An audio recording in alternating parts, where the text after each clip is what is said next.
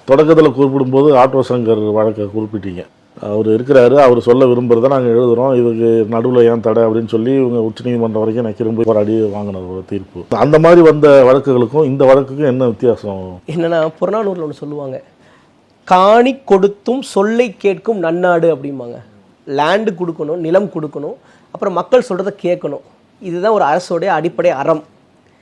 இப்போ இந்த அறத்துக்கு மிக முக்கியமானது வந்து பேச்சுரிமை, கருத்துரிமை.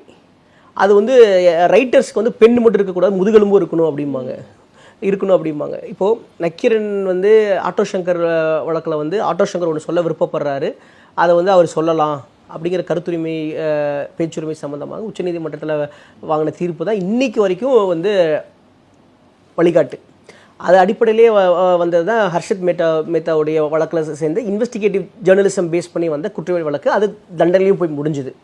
அதே மாதிரி தெஹல்காவுடைய வழக்கு, அதுக்கப்புறம் வந்து பிரேமானந்தா, அதுக்கப்புறம் வந்து அட்டாக் பண்ணி கேஸில் நம்ம எடுத்த புகைப்படம், அதே மாதிரி வீரப்பன் காட்டில் போய் எடுத்துகிட்டு வந்த ஃபோட்டோ. இப்போ இந்த மாதிரியான ஜேர்னலிஸ்ட் நியூஸஸ் எல்லாமே கோர்ட்டில் வந்து எவிடன்ஸாக அக்செப்ட் பண்ணி அதன் அடிப்படையில் தீர்ப்பு வந்திருக்குது.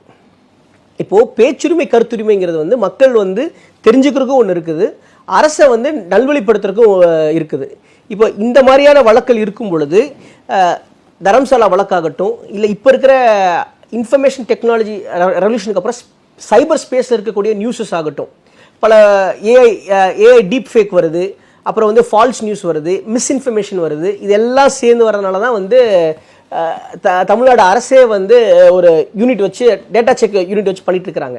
இப்போது ஃபேக்ட் செக் யூனிட் வச்சு பண்ணிட்டு இருக்கிறாங்க. இப்போ இந்த சூழ்நிலையில் இந்த வழக்குடைய பிரத்யேகம் என்ன அப்படின்னா, அந்த 10வது பிரதிவாதியாக சேர்க்கப்பட்ட ஜான் டோ பர்சன்ஸ் தான் ஒரு பொதுப்படையான என்னன்னே தெரியாமல் அதானிங்கிற பேரோ இல்லை அதானி எனர்ஜிங்கிற பேரோ வந்தாலே நீ ரிமூவ் பண்ணு அப்படின்னு சொல்கிற அந்த விஷயமாகட்டும், இந்த செய்திகள் வந்து பிரபலப்படுத்துவதற்காகவும் அந்த வார்த்தையை படிக்கிறேனே, ஜட்ஜ் எழுதுன அந்த வார்த்தையை படிக்கிறேனே, அதில் என்ன போட்டிருக்காருன்னா, it attracted renewed investment from various partners.